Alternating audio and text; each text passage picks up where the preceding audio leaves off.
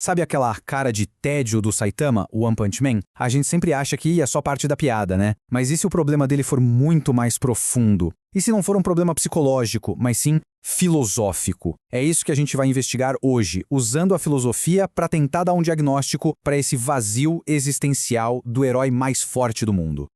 Essa é a grande ironia de One Punch Man, não é? A história não é sobre quem vai vencer, a gente já sabe que é ele. A questão é sobre a apatia que vem com essa vitória garantida. O Saitama chegou num nível de poder tão absurdo que, em vez de encontrar glória, ele encontrou um tédio, um vazio sem fim. A pergunta que fica é, de onde vem isso exatamente?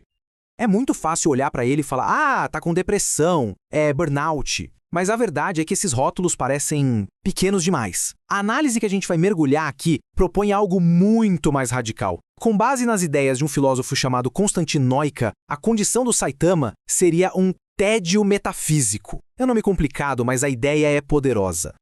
E isso leva a discussão para um outro patamar. Porque aqui o problema não é uma falha na mente do Saitama, tipo um desequilíbrio químico. É uma falha na própria relação dele com a existência. É, como dizem, uma doença do ser. E para entender essa tal doença do ser, a gente precisa de um kit de ferramentas especial. É aí que entra o filósofo romeno Constantin Noica. Ele criou um sistema bem interessante para diagnosticar o que ele chamava de as 6 doenças do espírito.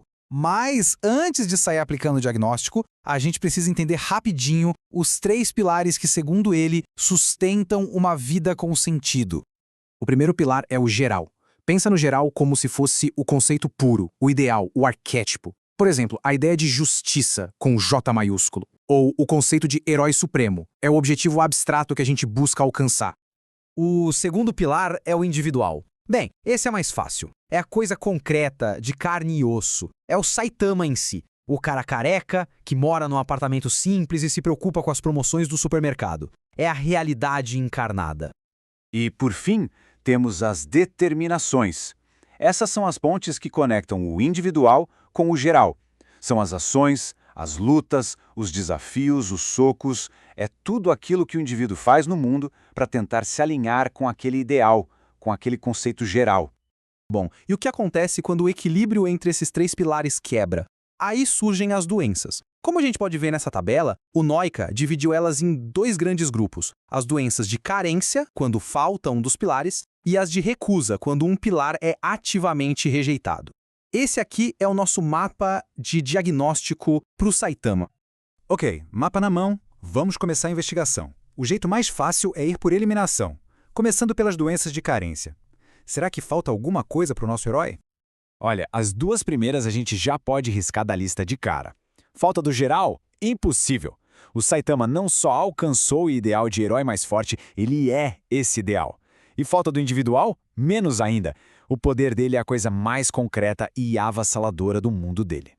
Agora, a terceira doença, a hora aitita, a falta de determinações e desafios, essa parece que encaixa como uma luva, não é? Afinal, o Saitama vive reclamando disso. Só que o arquétipo que o Noica usa para essa doença é o Dom Quixote. E é nessa comparação que a coisa fica bem interessante.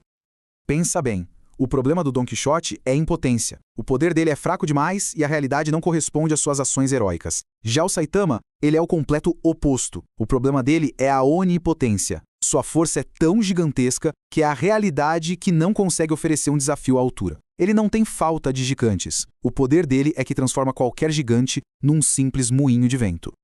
Certo. Então, se o problema dele não é a falta de algo, talvez seja uma recusa. A gente vai ter que virar a chave agora e olhar para a segunda categoria de doenças do Noica. E é aqui que o diagnóstico começa a ficar realmente fascinante.